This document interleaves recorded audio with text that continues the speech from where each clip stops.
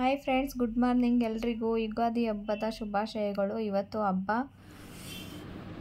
ಬೆಳಗ್ಗೆನೇ ಬೇಗ ಎದ್ದು, ಯುಗಾದಿ ಹಬ್ಬ ಅಂದ್ರೇ ಹಂಗೆ ಅಲ್ವಾ, ಎಲ್ಲ ಕೆಲಸಗಳೆಲ್ಲ ತುಂಬ ಇರ್ತವೆ. ಬೇಗ ಬೇಗ ಎದ್ದು ಮಾಡಬೇಕು. 4:45ಗೆ ಎದ್ದಿದ್ದು. ನೀವೇ ನೋಡಿದ್ರಲ್ಲ ಟೈಮಿಂಗ್ಸು. ಹೊರಗೆ ನೋಡಿ ಎಷ್ಟು ಚೆನ್ನಾಗಿ ಫ್ರೆಶ್ಶಾಗಿ ಗಾಳಿ ಬರ್ತಿದೆ ಅಂದರೆ ಅಷ್ಟು ಚೆನ್ನಾಗಿ ಬರ್ತಾಯಿದೆ.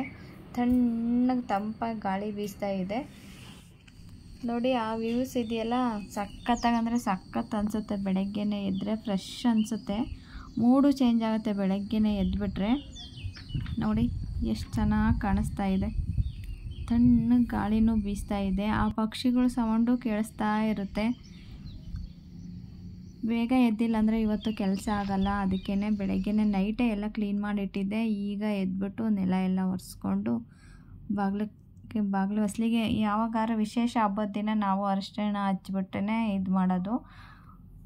ಬಾಗಿಲಿಗೆಲ್ಲ ಅರಿಶಿಣ ಹಚ್ಚಿ ರಂಗೋಲಿ ಹಾಕಿ ಎಲ್ಲ ಕ್ಲೀನ್ ಮಾಡಿದ್ದಾಯಿತು. 5 o'clock ಆಯಿತು. 5:30 ಆಯಿತು ನೋಡಿ ನೀವೇ. ಯುಗಾದಿ ಹಬ್ಬ ಅಂದ್ರೇ ಎಲ್ರಿಗೂ ಖುಷಿ ಅಂದರೆ ಖುಷಿ. ಎಲ್ಲರೂ ಹೊಸ ಹೊಸ ಬಟ್ಟೆಗಳು, ಹೊಸ ಹೊಸ ಇವುಗಳು ಪ್ಲ್ಯಾನ್ಸ್ ಎಲ್ಲ ಮಾಡ್ತಾರೆ. ಅಂಗಡಿ ಶಾಪ್ ಓಪನ್ ಮಾಡ್ತಾರೆ. ಯಾವುದಾದ್ರೂ ಒಳ್ಳೆ ಕೆಲಸ ಮಾಡಬೇಕಂದ್ರೆ ಇವತ್ತೇ ಮಾಡ್ತಾರೆ. ಹಬ್ಬಗಳ ದಿನ, ವಿಶೇಷ ದಿನ ಅಂತೇಳ್ಬಿಟ್ಟು ಅಲ್ವಾ. ಯುಗಾದಿ ದಿನ ಅಂದರೆ ಬ್ರಹ್ಮ ವಿಷ್ಣುವನ್ನು ಸೃಷ್ಟಿಸಲು ಪ್ರಾರಂಭಿಸಲು ಹೋಗಿದ್ದ ದಿನ ಅಂತಲೂ ಹೇಳ್ತಾರೆ. ಪ್ರಕೃತಿಯ ಮೊದಲನೇ ಹಬ್ಬ ಅಂತಲೂ ಹೇಳ್ಬೋದು. ಹೊಸ ಯುಗ ಅಂದರೆ ಹೊಸ ಹಬ್ಬ ಅಂತ ಯುಗಾದಿ ಅಂತ ಕರೀತಾರೆ. ಯುಗಾದಿ ದಿನ ಬೇವು ಬೆಲ್ಲ ಹಂಚೋದು, ಮತ್ತು ನೆಂಟರಿಷ್ಟೆಲ್ಲ ಕರೆದು ಕಾಲಿಗೆ ಬೀಳೋದು, ಮತ್ತು ಅಂಬುಜ ಸ್ನಾನ ಮಾಡೋದು. ಅವತ್ತು ಎಲ್ಲರೂ ಮಾರ್ನಿಂಗೇ ಬಿಸಿಲು ಬೀಳೋಷ್ಟೊತ್ತಿಗೆ ಸ್ನಾನ ಮಾಡಿಕೊಂಡು ಆಯಿಲ್ ಹಚ್ಕೊಂಡು ಎಲ್ಲ ರೆಡಿ ಆಗಿಬಿಟ್ಟಿರ್ತಾರೆ. ಹೊಸ ಹೊಸ ಬಟ್ಟೆ ಹಾಕ್ಕೊಂಡು ನೋಡಬೇಕು. ಹಬ್ಬ ಅಂದ್ರೇ ಹಬ್ಬ. ಎಲ್ರಿಗೂ ಬೇವು ಬೆಲ್ಲ ಹಂಚ್ಕೊಂಡು ನೋಡಿ. ಈ ರಂಗೋಲಿಗಳಂತೂ ಎಲ್ಲರ ಮನೆ ಮುಂದೆನೂ ರಂಗೋಲಿಸ್ತಿರ್ತದೆ. ಅಷ್ಟು ಚೆನ್ನಾಗಿ ರಂಗೋಲಿ ಬಿಡಿಸ್ತಿರ್ತಾರೆ ಮನೆಯೆಲ್ಲ. ಒಂದು ವಾರ ಏನು 15 ದಿನದಿಂದನೇ ಕ್ಲೀನಿಂಗ್ ಸ್ಟಾರ್ಟ್ ಆಗಿಬಿಟ್ಟಿರುತ್ತೆ ಎಲ್ಲರ ಮನೆಯಲ್ಲೂ ಹಬ್ಬ ಅಂದರೆ. ಈ ರಂಗೋಲಿಗಳು, ಮನೆ ಕ್ಲೀನಿಂಗು, ಮನೆ ಅಂತೂ ಹೊಸ ಹೊಸ ಥರನೇ ಮಾಡಿಬಿಟ್ಟಿರ್ತಾರೆ. ಅಷ್ಟು ಚೆನ್ನಾಗಿ ಮನೆ ತೋರಣಗಳು, ಒಂದು ಡ್ರೆಸ್ಸಿಂದ ಹಿಡಿದು ಇಡೀ ಮನೆಯೇ ಯುಗಾದಿ ದಿನ ಅಷ್ಟು ಚೆನ್ನಾಗಿ ಅಲಂಕಾರ ಮಾಡಿರ್ತಾರೆ. ಇಲ್ಲಿ ನೋಡಿ, ನಮ್ಮ ಮನೆ ಹತ್ರ ನವಿಲು ಬಂದಿದೆ. ಒಂದು 6 o'clock ಆಗಿತ್ತು ಅನಿಸುತ್ತೆ, ಅಷ್ಟು ಕಾಣಿಸ್ತಿಲ್ಲ. ಎಲ್ಲ ರೆಡಿ ಆಯಿತು. ಎಲ್ಲ ತೋರಣ ಎಲ್ಲ ಕಟ್ಬಿಟ್ಟು ಮನೆ ಎಲ್ಲ ಫುಲ್ ರೆಡಿಯಾಗಿದೆ. ಈಗೇನೆಂದರೆ ಸ್ವಲ್ಪ ಸ್ನಾನ ಮಾಡೋಕ್ಕೆ ಹೋಗಬೇಕು. ಸ್ವಲ್ಪ ಮೆಡಿಟೇಷನ್ ಮಾಡಿ ನೋಡಿ. ಹಂಗೆ ಬಿಸಿಲಿಗೆ ಸ್ಕಿನ್ನು ಬ್ರೈಟ್ ಆಗುತ್ತೆ, ಹಂಗೆ ಇರುತ್ತೆ. ಮೆಡಿಟೇಷನ್ ಮಾಡಿ ಸ್ನಾನ ಮಾಡ್ಕೊಂಬಂದು ಪೂಜೆಗೆಲ್ಲ ರೆಡಿ ಮಾಡಿ, ಮತ್ತು ಬೇವು ಬೆಲ್ಲ ಮಾಡಬೇಕಲ್ಲ. ಎಲ್ಲರೂ ಮನೆಗೆ ಹೇಗೆ ಮಾಡ್ತಾರೋ ಹಂಗೆ ನಮ್ಮಲ್ಲೂ ಸೇಮ್ ಮಾಡೋದು.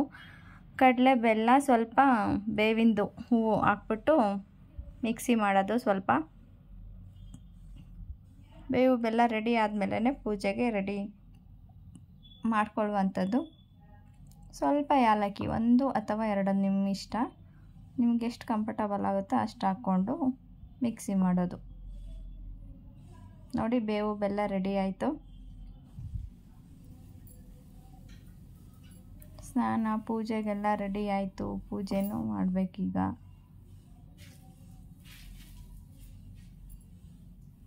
ನೋಡಿ, ಇಷ್ಟೇ ನಮ್ಮ ಮನೆಯಲ್ಲಿ ಸಿಂಪಲಾಗಿ ಮಾಡಿದ್ದೀವಿ.